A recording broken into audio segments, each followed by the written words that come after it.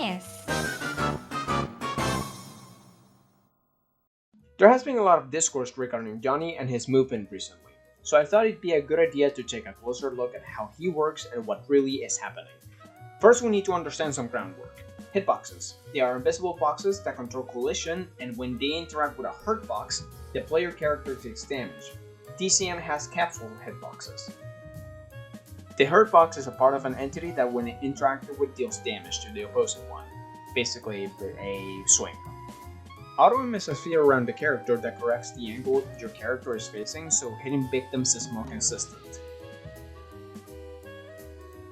A very important thing to understand is that two hitboxes can't exist inside each other at the same time.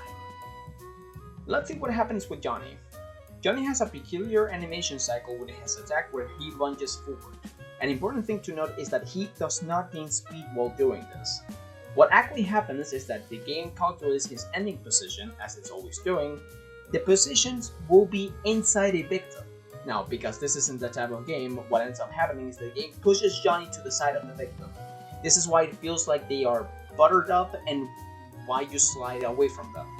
Auto-aim also affects this as it's trying to correct your angle each swing, giving us this weird glitchy effect. This is not an exploit. It can even end up being detrimental for the Johnny player because if the victim stands still or spins around, the auto-aim goes crazy. This is more of an engine quirk due to how collision works on Unreal Engine.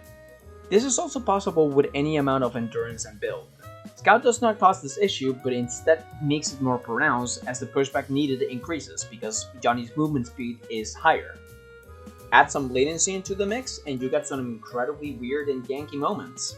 What the devs changed in the Virginia update was an interaction where instead of being pushed away from the victim, Johnny will lose forward momentum and do his standing still attack instead of his lunge.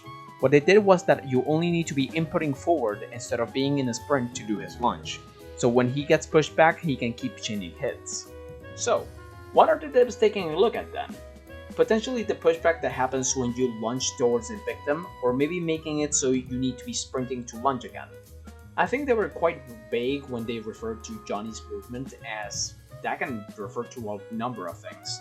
Anyways, I hope this clears up what is happening with Johnny currently. Let's see what they end up doing in the future. Johnny, please. Johnny!